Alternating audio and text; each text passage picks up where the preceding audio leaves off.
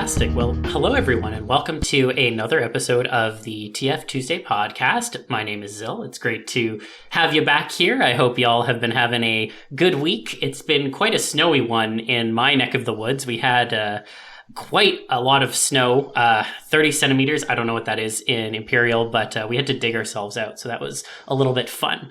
Today, I have a very special guest joining us, and I'm really excited to chat with them about a variety of topics, including some older websites, as well as Transfur, Weasel, and all the cool stuff that she does in VR. But before we get to that, I just want to note, as always, that if you like our content and you'd like to support us on Patreon, please feel free to join us over at patreon.com/TFTuesday. You can join our Discord and ask questions and get all of the wonderful behind-the-scenes thoughts of myself and my ramblings about pool toy TF. So if that's your interest, feel free to give us a join there. And as always, please like, share, subscribe, wherever it is you're listening to this podcast. It really helps us and continues to bolster the things that we can do in the future, be it live recordings at various different conventions or what have you. But now that that's out of the way, I'd like to turn to our illustrious guest. So, Ikani, would you like to introduce yourself? Sure. Hi. Thank you for having me on. My name is Akani. I have been in the TF community for probably 20 to 25 years now. I've been in the fandom for probably close to 30 years. And I had a lot of involvement in various hosting sites, probably a decade ago now. And more recently, I create avatars for virtual reality, particularly with a theme around transformation. Amazing. Yeah, I'm so glad that you were able to join us, and I've seen your name around throughout the years, which is always exciting. And, one of the things that really stands out to me is some of your current involvement with at least some of the websites of yore. I know that Transfur comes to mind off the top of the bat, and I know you're not necessarily involved with the day-to-day administration or anything like that, but I believe you are hosting it on your server. Is that correct? Yeah, that's correct. They came to me probably about 6 or 7 years ago and were looking for a new web host, and I happened to be in the right place at the right time and had the resources to be able to help them out. And so they happily rent some space from me and have continued to run to this day. That's awesome. Transfur was the start of my kind of introduction to the TF community online. So I'm really glad that, you were able to kind of create a space for them to kind of continue on and such. Do you do much else besides hosting, or is it just the hosting itself? It's primarily just the hosting for Transfur. There was a fair bit more involvement with Weasel, but as far as Transfur goes, it was primarily just the hosting. Yeah. No, hey, one of the things I've noticed in particular with a lot of the community-run transformation websites like Transfur is that they are kind of being held together by shoestrings and the goodwill of a few individuals. So I definitely appreciate your goodwill on that front. And as you kind of alluded to, I know that you are a fairly important part of Weasel as well. I was curious to know a little bit as to how you got involved with that in the first place and how things have kind of evolved over the course of your time being involved with Weasel. Sure. So that one actually has a bit more of a story to it. Oh, I don't actually remember how far back it was. Many years ago. Yeah. I want to say probably around 2009, 2010, somewhere around there. Mm-hmm. There were continuing issues and glitches that were popping up with for Affinity, which was the big site at the time. And I wrote a blog post detailing what I saw as potential for the ideal website for art hosting in general. And I laid out a bunch of details. And it turns out that a young programmer by the name of Ikani read my post and took some of the ideas from it and started coding up a website. And he used it to learn programming. So it was actually a really good boost for him. And then a few years later, Weasel opened.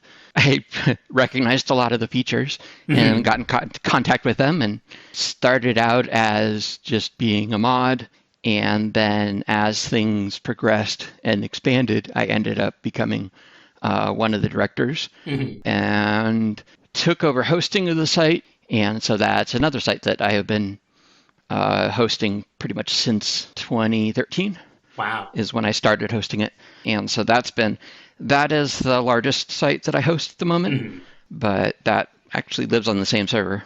That's incredible. And, Weasyl, when I think about Weasyl, it's probably the next biggest furry website after Fur Affinity. What kind of challenges have you found in terms of helping to, do some of the more like administrative side of things? I know like you started out as a mod and I imagine that's grown in the kind of responsibilities as your role has expanded as well.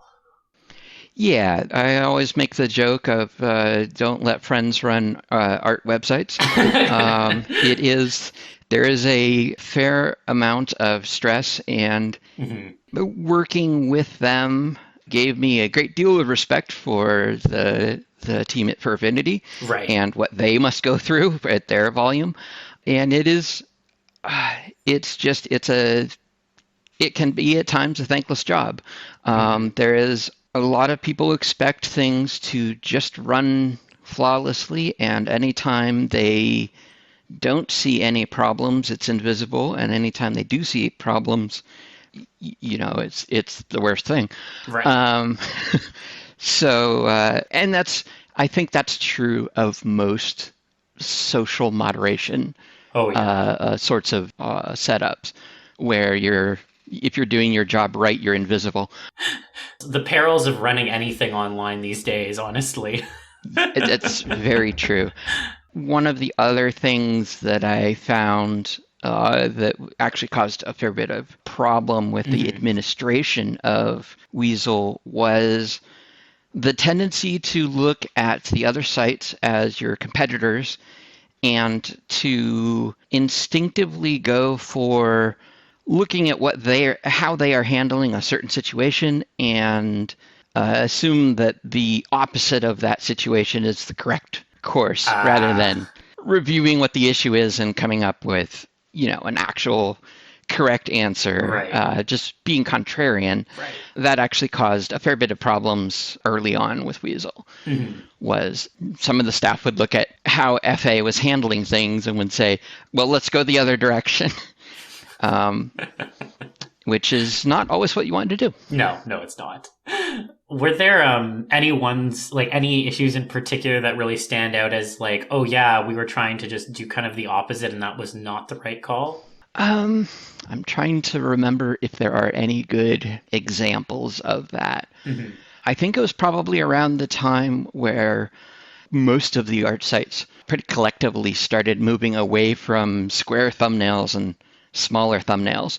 Right. And that was actually one of my big projects while I was there, was to do a bunch of research into, okay, what was the average aspect ratio of what everyone was uploading, and what worked best as far as layout. And there was some pretty strong pushes internally at the time to specifically look at what FA was doing with their setup and try and do the opposite rather than try to do the research. So we did end up going the research route, and it ended up working out very well. That's cool. But it definitely, there were some behind the scenes conflicts for it.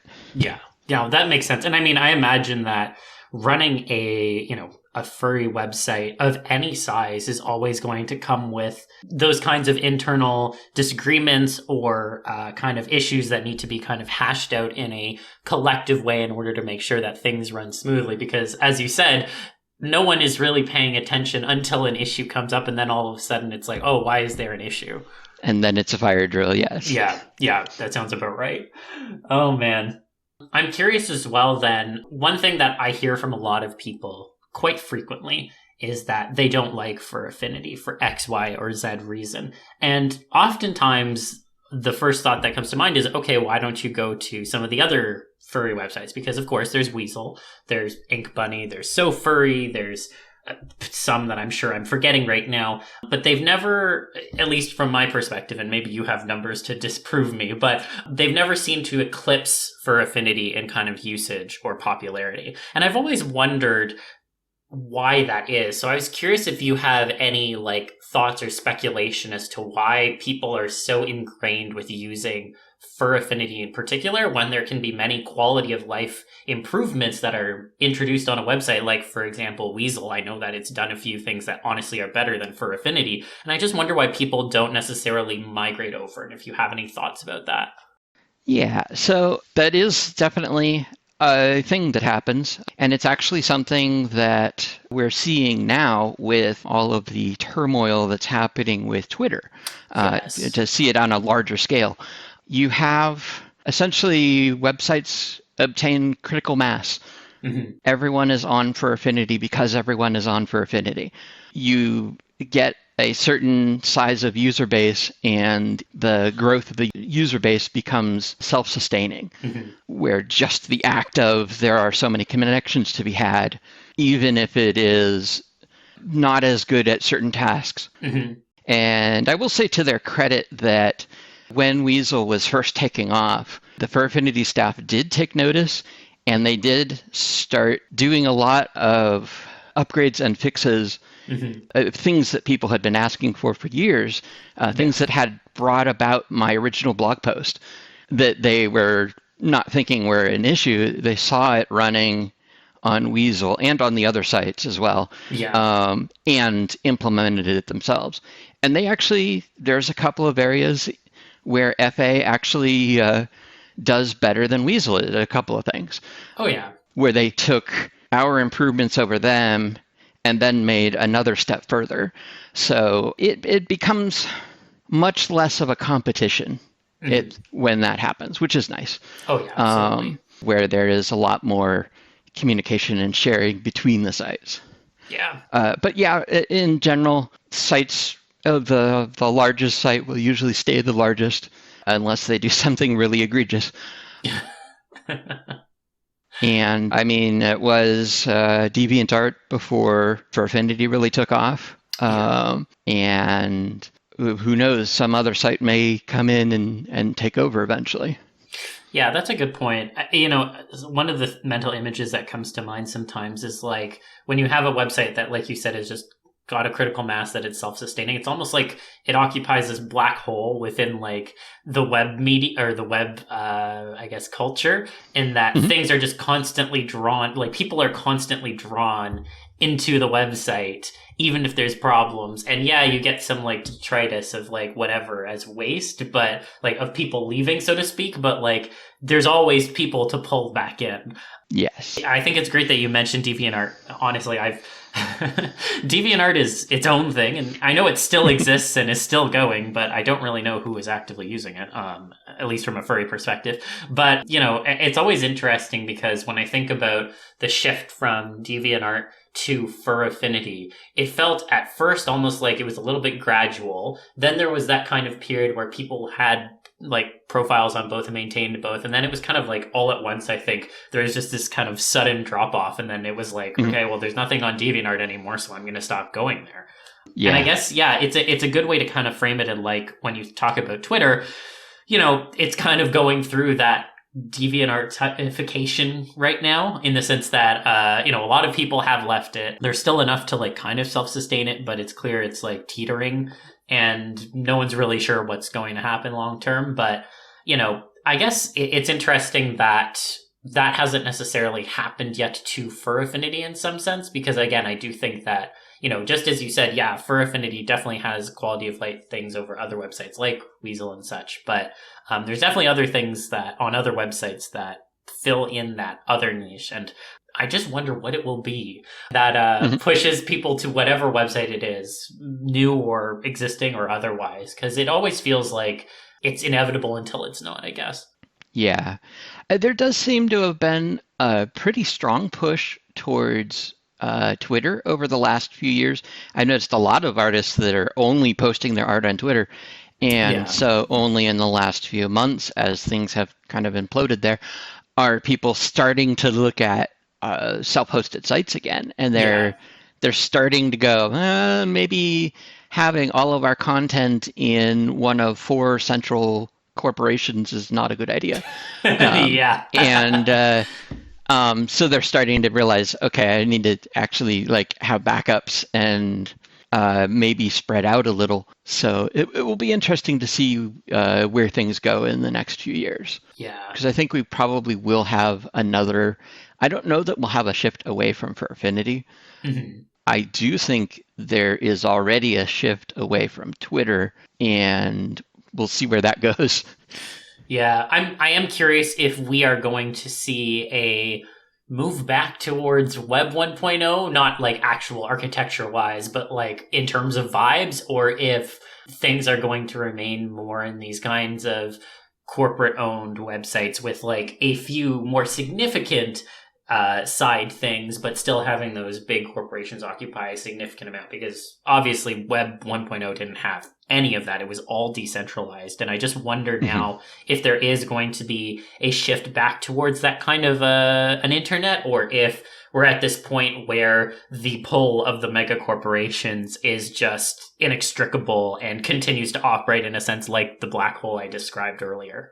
Right. But I will say, when it comes to Web 1.0, I know that you also had some experience with that, and being within the TF community for a number of years, have some insights as to what the space was like back then. So I was curious if you would be able to tell us a little bit more as to how you got into that space and what it was like back in the day, especially, in particular for listeners who were born after the 2000s. Of course. Yeah, so that's actually a good question. Probably a lot of the my first exposure to transformation art was back in news groups, Mhm. and those were very popular right at the pretty much the beginning of Web 1.0, Mhm. where everyone had their own individual websites. We had news groups. We had FTP sites. The VCL Art Archive was one of the big art sites of the time, and that was primarily an FTP site. Yes. Although they did get a web version of the site up and running. And that one was interesting because it was early enough in the web that there wasn't a lot in the way of data center hosting. Mhm. So they would actually have mirrors of the site hosted by individuals. And they had probably 4 or 5 mirrors going Oh, at yeah. different locations. Mhm. This was back in the very early 2000s. That led to Transfur. I believe Transfur was one of the first centralized art sites that really focused on getting to a Web 2.0 Yeah. layout where the site was user-driven content Mhm. and was more interactive. And the first version of the site, if I remember correctly, did not have any sort of commenting capability on the images. It would just go and browse. Yeah, yeah. Although comments did come in later, which was nice. Yeah, it was a lot more decentralized. People Mhm. were meeting up on different IRC servers and channels. It was very word of mouth to be able to find those. So you would find one and then make some friends there, and the friends would mention another server to connect to, and so then you'd have to go over and connect to the other one. And Mhm. so not nearly as connected as it is today. Yeah. No, that's a great point. And for our unfamiliar viewers, what is an FTP site? Oh, so I guess this goes for news groups as well. Mhm. Oh, yeah, So true. the internet has more protocols than just the web. Mhm. You have email as a protocol. Technically, things like Discord and Telegram are also protocols. Yes. IRC was the proto chat protocol that was used, I believe, from the late 80s onward, Yeah. Still used. Still used. and still used in some places. Uh, FTP stands for File Transfer Protocol. It was basically just a method of browsing and downloading or uploading files from a remote server. And by browsing, I mean you got to browse the file names. You couldn't see icons or anything. Yeah. So if you wanted to know what something was, you had to download it and hope the file name was descriptive enough. I was going to say, you could get some pretty nasty surprises sometimes back in the day. This was way before tagging or description fields or any of that. It was definitely the Wild West. Yeah, no, it most definitely was. And I always think back, in particular, one of the first kind of, I guess, groupings of TF material that you could find online were in things like Yahoo groups, which obviously doesn't exist anymore. And I think back to like how you'd have to navigate those groups and try to figure out what it was that someone was trying to share or whatever, and be like, this file name is like a bunch of numbers. I have no idea what it's going to be. I hope it's good. Hit download, and then it's like, oh. Yeah. That was definitely a thing. I'm curious, are there any old websites that you wish still existed in some semblance today? Because I mean, there's been plenty that have come and gone, and some were like quite phenomenal for their day. I'm sure obviously, they would need upgrading to kind of keep with the times, but any websites stand out in particular that you really miss? That's a good question. I'm not sure I can think of any specific ones that I really miss.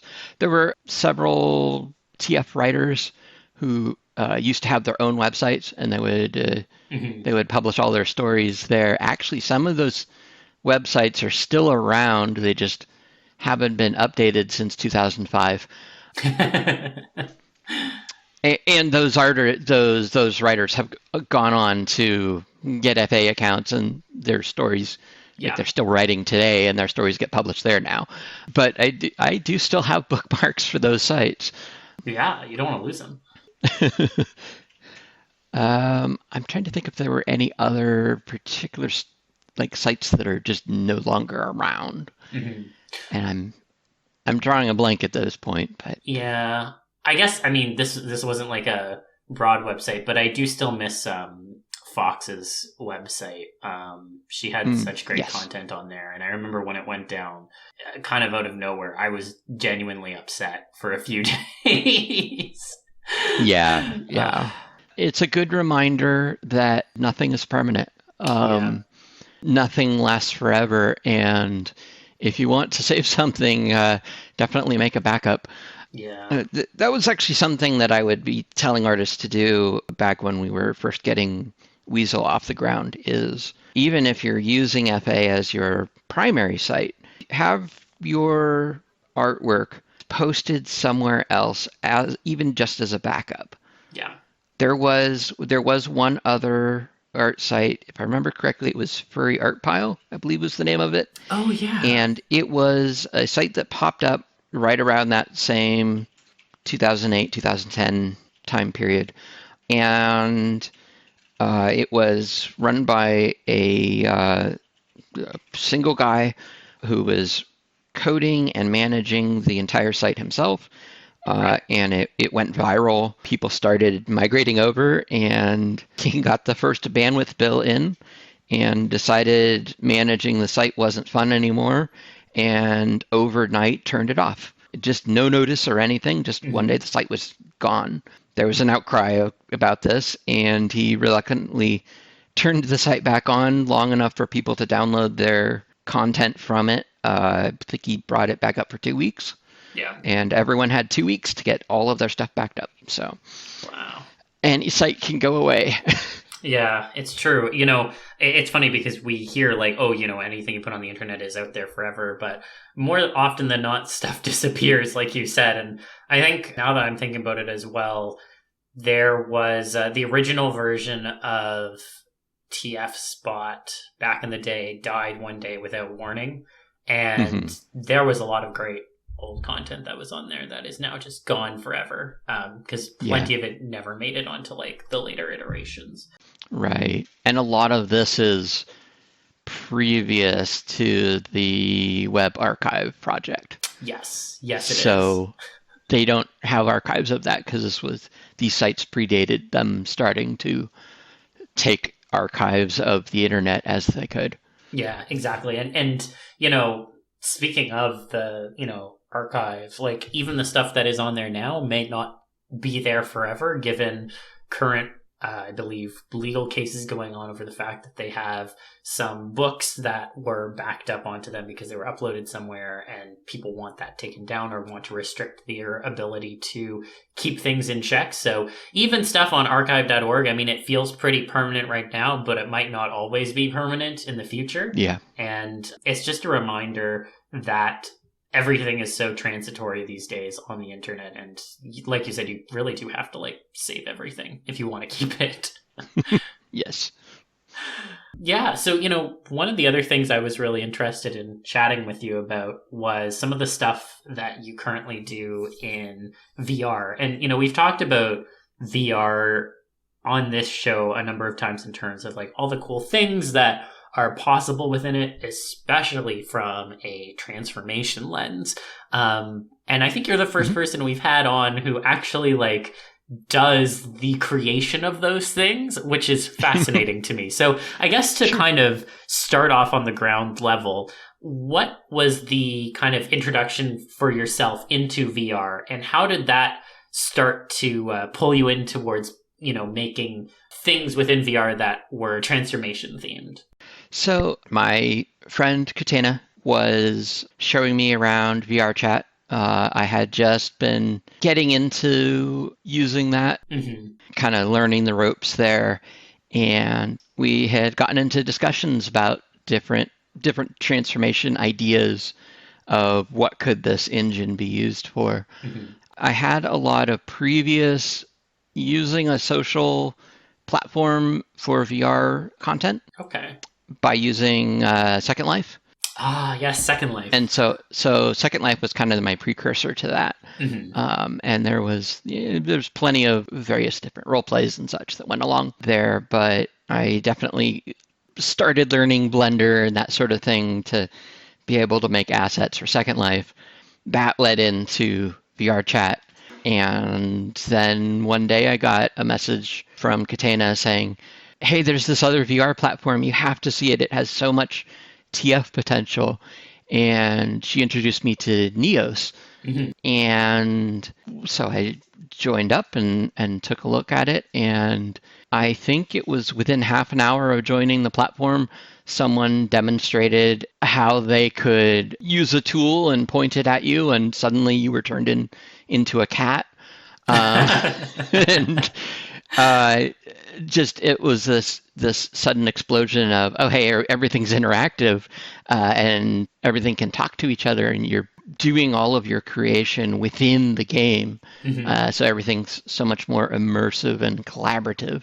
And that just blossomed into pretty much unending ideas for different things that we could do there. Some of the smaller items that we've played with are obviously improved versions of a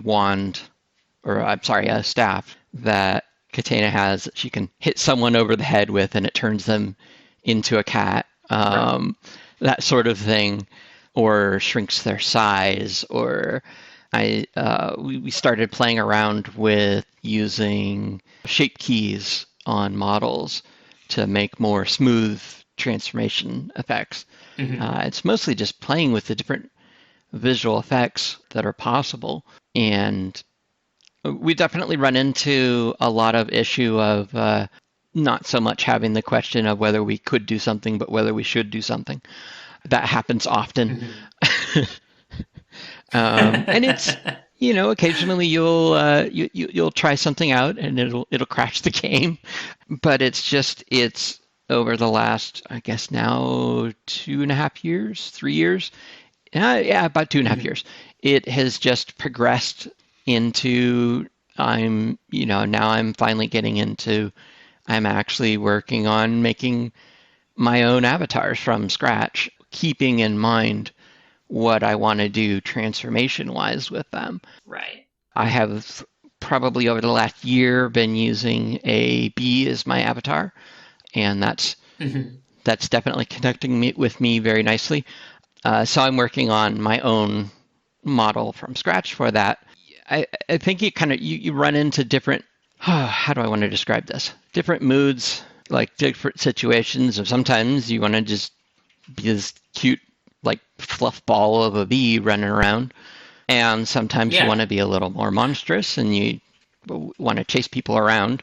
So I did create a shape key for my current avatar that has this nice slow transition or slow transformation effect, just making what should be this cute chibi bee avatar into something that is much, much larger and much more pointy. And right. And it works really well, and just having that immersiveness really helps things. Yeah. And, for people who aren't aware, like, I think a lot of people have a background, at least to some degree, in VR chat, not necessarily in Neo. So when you're talking about shape keys and such, I think what I would almost want to impress upon people is, like, you can actually see the shift happen in real time. It's not like necessarily just swapping one avatar out for another, which is often what is done in VR chat. And that was very true of the early days of Neos as well. Of just doing a transformation by basically swapping avatar. So yeah, the systems that I'm working on right now are, hey, let's avoid a poof DF, and exactly. Be able to actually have a full transition of the transformation. One of the fun systems that got built, it was actually built as part of the weekly open building events that they host called Creator Jam. Right. One of the systems they built on one of those events was a full moon system, and you could put a moon in your world or in your map that would go through cycles, and you could set the timing on the cycles and everything. And the nice thing was that this system would interface with any avatars that were configured to work with it. So you would have a full moon come up, and everyone in the session who had an avatar that was capable of transformation would all transform at the same time and have this nice slow monster transformation. It was great. Yeah. Oh, that's fantastic. And, one of the things I also think that is really cool about Neos, like you said, is that you are actually able to do these things. Like, I've heard it kind of compared to, like, the Gmod of VR, which is kind of a funny way. It is a funny way, but that's a pretty accurate way. I also think of it as a natural successor to Second Life. One of Second Life's original ideas was to have everything in all of the world building and avatar building happen in game. And they started 20 years ago, and there's definitely still some limitations on their platform. But with the Neos, and to a smaller degree with VR chat as well, we're seeing what happens when you're able to remove those limitations. Creators can just, it's one of the motivational signs I have up in my home world is create the things you wish existed. That's a great motto, honestly, and I feel like that is something that a lot of people would like to do, particularly from the perspective of TF. I'm curious though. So obviously we've been talking a lot about Neos, and we touched a little bit about on VR chat.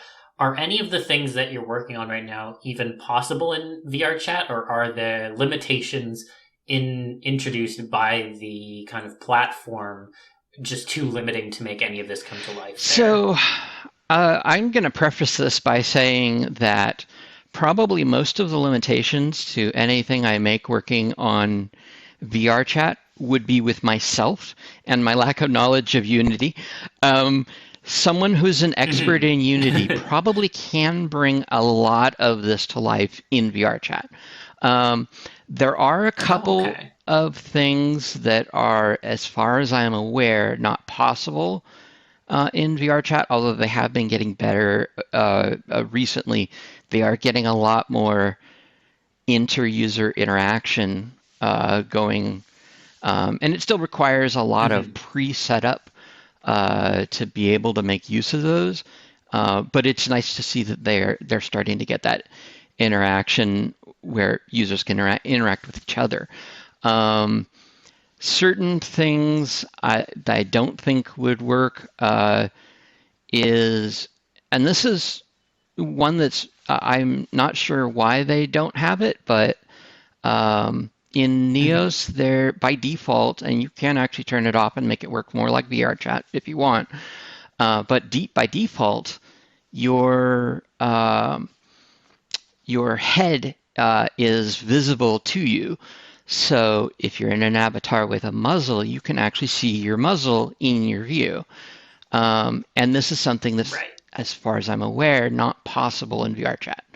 And that's I need that. That makes things so much more immersive for me. I'm so used to it myself now, honestly. Like every time I've jumped into VRChat these days, I'm like, wait, where's my snow? Where did it go? Yeah, that is very true. I think that's probably the one big interaction point. The rest of it just has to do with workflow and ease of tuning and building. Where if you're having to build everything outside of the outside of the platform and then upload it each time you make a change, then iterating over something and figuring out what works can take much longer. On the flip side, you end up with, by the time anyone on the platform sees these works, they're all finished. I have had people describe that the world builds in VRChat are much better. This is probably a quantity thing because there's so many more builders working on worlds for VRChat than there are for Neos, just for the larger community. But I think that there's this disconnect where you don't quite see how much work is involved in building one of these worlds. Because it's already done by the time you see it. All you see is the finished product and the fun of making use of that product. Whereas, and this is probably kind of a problem with Neos, is people will spend so much time building that they don't get time to enjoy their creations. Yeah, because there's always something to tweak or fix. There are many memes about people always modifying something or having an inspector open or bringing out their dev tools. There is. I'm sorry, I just completely blanked and lost my thought there. No, that's okay. Well, I guess then I'm curious, when it comes to creating some of this kind of TF content, how does it work exactly? Like, what is the process that you go through to, for example, create the more monstrous version of your B avatar? And I ask this because, I have come to some of the creator jams and I'm like completely overwhelmed when I go in because I'm like, I see all these like logic flows up on people's screens with their dev tools and I'm like, I have no idea how any of this works. What is happening? So I would love to learn a little more about that. And that is another certainly a valid complaint that I have seen come up is that things feel overwhelming. I'll say I have just over 3,500 hours in Neos, and I'm still learning things. Holy shit! So I think it's kind of important, and this is true for Blender as well. I have probably 10,000 hours in Blender, and I am still still Oh my very gosh. much learning. There's so much to learn there that it's impossible for anyone to be able to pick up all of it instantly. And that's okay. That's it's basically you have to let yourself understand that there's going to be things that are outside of your knowledge, and you'll pick them up in time. You'll pick them up as you need them, Right. and it helps to have a community that's willing to teach. And I think that honestly, I think that's true of Neos, VR Chat, and Blender. I think all three have really Hmm. good communities that are willing to help and teach. And it's yeah, it's basically yes, you're overwhelmed. There's a lot there, um, and basically you pick something that you want to do, like starting off with an Hmm. idea, and just start refining that idea one step at a time, where you go through basically making the monstrous transformation, for example. I started Hmm. looking Yeah. at okay, what would I need to make this not be a poof TF? Well, I know I'll need to make a shape key. So let me go uh, work in Blender and um, start making a new shape key there. Uh, Learning a bunch of sculpting tools as I'm going along. Um, and I probably spent 2 months on that shape key. Um, Oh my gosh. but I learned a ton about different processes in Blender of how to work by having that goal of, okay, I know what I want this to look like. Let me just go through each piece as I run into the next question. Um, Right. and sometimes the questions are, okay, how do I do this task at all? Sometimes it's a thought of, wow, this is really tedious and repetitive. I wonder if there's a better way of doing, a specific task. And almost always there is. Doing the same type of work within Neos, and honestly, I believe within Unity as well, is pretty much the same thing. It's okay, I want the system to respond to the full moon system. Okay, well, let me go Hmm. research that and see what it's using to talk to all of the avatars in the world to tell them, hey, the moon's out. Um, and then, okay, what do I need to be able to read that from my avatar? Okay, what do I need to respond to that and make the transformation happen? Okay, what do I need to slow the transformation down so it's not instant? Um, just going through one question after another, and doing what you can to answer them.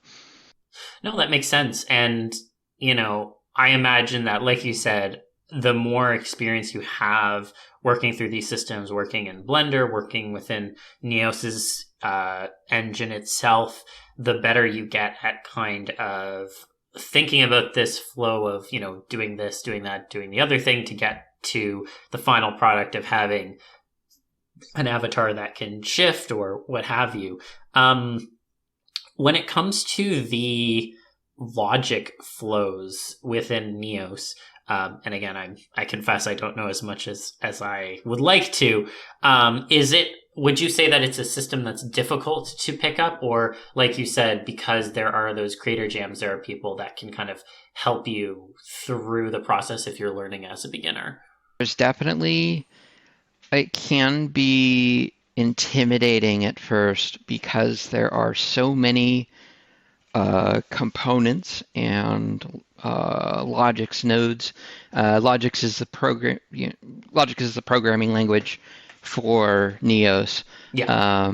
It is a visual node-based language, which works great for building for writing code within VR.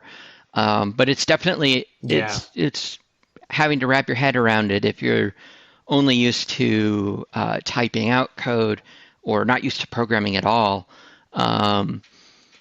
It can definitely take some effort to kind of grow accustomed to using it. But there are a ton of people who are very knowledgeable about how the logic systems work. Very recently, myself included, but that's only from a lot of practice and trial and error and asking a whole bunch of questions. So I definitely think it's a case of never be afraid to ask questions on things. I think a lot on the Blender and Unity side, most of the help in that section seems to be videos, where I wouldn't really have someone specific I'd go to ask questions of. I would more so go do research online, searching for if people had run into these problems that I was running into. Right. So there is a little bit of difference in how you seek help for each platform, but I think the end goal is the same. Gotcha. So then when we think about the kind of transformation content that is in Neos, I'm curious, since we've kind of just danced around a little bit, but are there any like particular kinds of transformation content that either you've made or that you've seen within Neos that really stands out as being incredible? I mean, obviously we've talked about the full moon system, but I'm wondering if there's other things that you'd like to kind of touch on that you think are super cool that people might be interested to know exists. So there is the full moon system. There is also probably one of the most popular systems out there now is the petrification system. Which a lot of people have done some really creative expansions on the base system to create all sorts of interesting effects. One of the effects that they added was actually a progressive petrification, where if someone got petrified, it would actually start at their feet and freeze their feet first and then their legs, and then it would like move up their avatar's body, progressively freezing individual joints as it moved through the process, and so you would end up with some really interesting results because you have people able to respond to being slowly petrified, and they get their faces in a great expression by the time they're fully frozen. People have built the system into all sorts of different game worlds.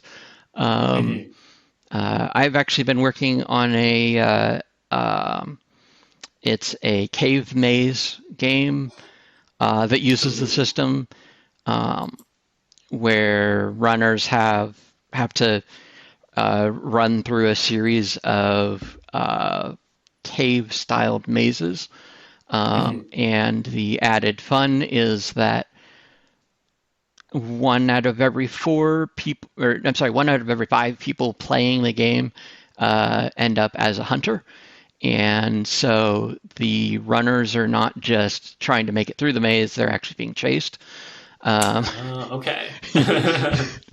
And so that just adds so much more of a dynamic to what should be a pretty simple game, and very much adds to the immersiveness of it. And people have an absolute blast with it. It's a lot of fun. I'm trying to think if there's any other interesting systems that are worth mentioning. I think those are probably the 2 big ones. Yeah.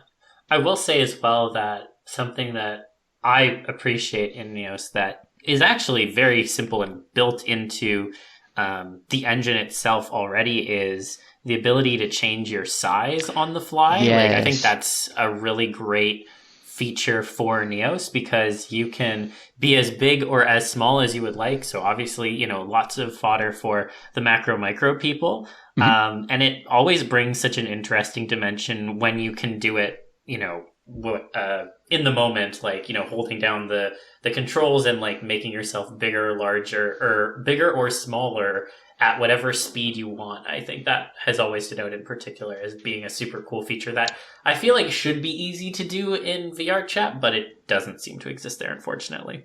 Yeah, VR chat lets you set specific sizes for an avatar, so you can have different sizes, but the smooth scaling of your size or being able to adjust another user's size is, as far as I'm aware, not possible. And someone who's a VR chat expert will, I'm sure, correct me on that. And I see all these systems in Neos, and I want them to show up on the other platforms as well. I want others to be able to enjoy the same level of immersiveness. Oh yeah, 100%. I wish so much of this existed over on VR chat too, because I know that there's lots of TF furries on VR chat who I'm sure would love to have that happen to their avatars or inhabit systems similar to the ones on Neos. And I think it's to allude to our prior conversation, there's a sense of black hole gravity with VR chat in the sense that it is a certain size, and so because of that, it is self-sustaining, and everyone kind of jumps to that. I know, obviously, when they were doing I forget the acronym, but they were implementing something that caused a bunch of people to run over to the other VR sites. Right. I think it had to do with like the NSFW models or something. I will admit that was literally when I was getting into VR. So I was like brand new and everything was on fire and I didn't know what was going on. But I remember when that was going on, I think like Neos had like 4,000 people on it at one time, and it was like kind of like those are crazy numbers, and now it's back down to like the normal like usually 400 concurrent 500 users. People, yeah 500. It's that was definitely VR chat tried to do a security related thing and proceeded to break their modding community. I will say that Neos has a healthy modding community. The modding community actually includes several of the Neos devs, they have full support of Neos to continue with their mods. A lot of the mods do end up making it into the main game, so that's always neat to see. You were briefly mentioning about being able to change your size, and that actually just reminded me of another system that someone set up where they could specifically steal someone's size. They would go up and do a certain gesture, and the user they were doing the gesture at would shrink, and as they were shrinking, this person with the system would start growing. Yes. And so there's that adds that little bit of extra fun to the system. Yeah, the size theft that you can do in Neos is very cool as well. I have gotten to experience that; it can be quite fun. So, and also like there's even a decent amount of like latex stuff too, which I actually think that one I think I have actually seen in VR chat to some degree because it's like a texture change instead of like a wholesale needing a shape key or what have you. Right. So that one has been nice to see kind of around. I obviously am a big fan of that, so I'm glad that exists on both ends. But yeah, there's just so many cool different TFE things that I've seen within Neos that I really hope one day will make it over to VR chat or have people figure them out, because again I feel like one of the common refrains is, I wish TF was real, and I mean obviously yes, same, but there are ways out there right now to like experience that to some degree, and I think obviously there's a restriction around accessibility with, headsets and such. But even on desktop, I mean, there's still a lot that you can really experience. And at the end of the day, even if you're on like desktop, like the programs are free. Lots of people are happy to share the things that they have gleaned that are TF related, and give others the opportunity to experience them for themselves. And I think that's just such a cool thing of this newest stage of whatever the hell the internet is turning into. And the pun is intentional there. So it's very accurate, though. Yeah, no, I completely agree. There's speaking of latex stuff and that sort of thing, there is one other system that is an inflation system right. that another friend of mine has been working on, and he's actually gotten it working really well, where there's just all sorts of interaction you can do with that. So it's a lot of fun.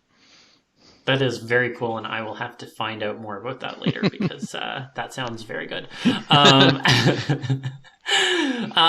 guess I'm curious then, are there any kinds of TF that aren't currently in Neos that you would love to see implemented in some way, knowing obviously yourself what kind of restrictions the system does have on itself? That's a good question. I think I would like to see more of.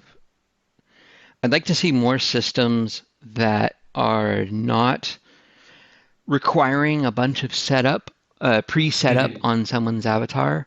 I like the idea of any user being able to come in with their existing avatar and not have to do a bunch of work in an inspector, that sort of thing, to be able to experience those effects on their avatar and have the system be able to create those TF effects without poofing them into another avatar, but without requiring a bunch of pre-setup.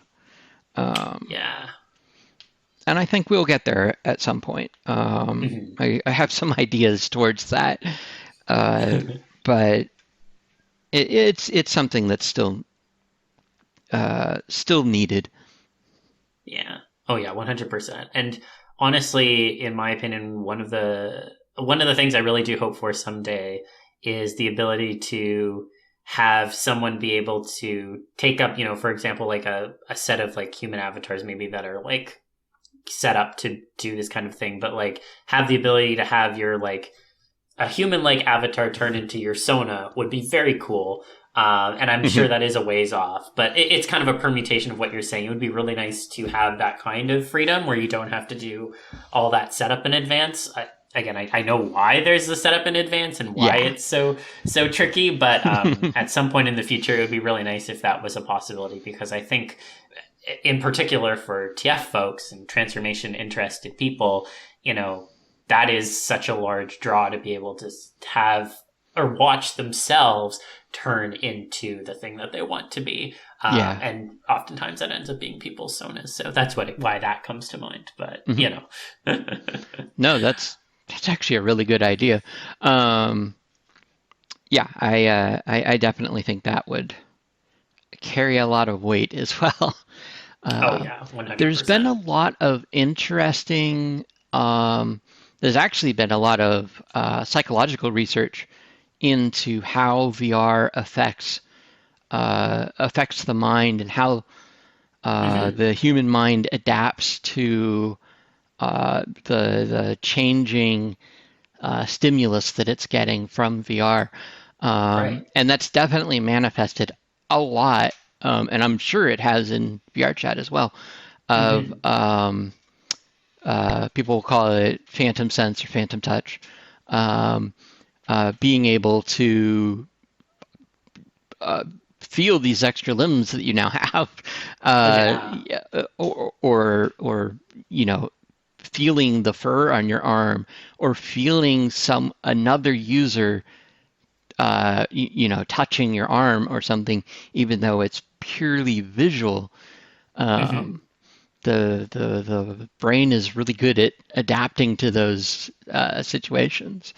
Yeah. And that's always been so cool to me, the fact that, you can have the brain almost rewire itself to react to those visual stimuli. Like, Mhm. it's just such a cool thing. And particularly if you do get to experience VR through a headset, I mean, it heightens it so much in terms of, afterwards being like, oh, I almost like thought there was something there, like Mhm. it's just so nice. I for a while the B avatar I was using previous to the one I'm currently on had Mhm. 4 arms, and I had the 4 arms set up so that I could actually make use of all 4 of them. Oh, And wow. I was in that avatar for probably 6 months, Mhm. of like 8 or 9 hours a day sort of thing. Yeah. So plenty of exposure to that. Uh, and I'll say I was starting to get phantom touch for the lower arms, Oh, which wow. was really interesting. And there was there was no physical limb there for the brain to disagree with, Mhm. of just the visual stimuli from that. Um, Thankfully, it never ran into any sort of problems with me trying to pick up anything in real life with my lower arms, but Yeah. That would have been funny, although potentially unfortunate. But oh, that's fantastic. I would love for that to be a more of a thing, mhm. honestly. Still waiting for uh Phantom Tail on my end, but maybe it'll show up one day. We'll see. Yeah. I know a lot of Oh, people have used various meditation techniques to actually try and force things along or help things yeah. along. Yeah. And a lot of people have actually had a fair bit of success at that. So it's Hmm. definitely something. It's a learned skill like everything else. But I think that uh, well, it just adds to the immersiveness. Yeah, absolutely. Um, awesome. So that was kind of all of the questions that I had. I don't know if you had any questions for myself. Actually, I think I'm good. I Yeah, don't no, think I that's have good anything too. else. No, well, that's fantastic. And hey, I really appreciate you sharing your experiences and taking the time to come on to the podcast. If people are looking for you on the web, where can they find you? So I am Ikani pretty much everywhere. Um, I'm primarily on Twitter, although I have been moving over to Mastodon lately. The link Hmm. is in my profile. Um, I'm on Discord and Telegram uh, Telegram under Akani B. Uh, Actually, the rest of the info is in my Twitter profile as well. Oh, there you go. And of Perfect. course, I am on Neos as Akani. Uh, and I will definitely offer to anyone who's interested in learning the platform. I am pretty much always open to showing people around or pointing them in the direction of someone who can. Yeah, absolutely. I remember even just like when I met you for the first time in Neos, we got to do you showed me the marionette net tool, I think, in Neos, and that was Yes. very cool. That was a lot of fun. Hmm. Fantastic. Well, thank you so much again. And thank you everyone for listening to the episode today. As always, if you have questions for us, you can always leave a comment under the video on YouTube, or you can tweet at us either at the TFTuesday Pod account or using the hashtag TFTuesday Pod hashtag. And as well, always you can join our Patreon over at patreon.com/TFTuesdayPod. But thanks for listening. I hope y'all had as enjoyable a time listening as I did having this discussion. And I hope that you all get some good rest, drink a lot of water, keep an open mind, and stay TFy. And we will see you all again next week. But until then, bye for now.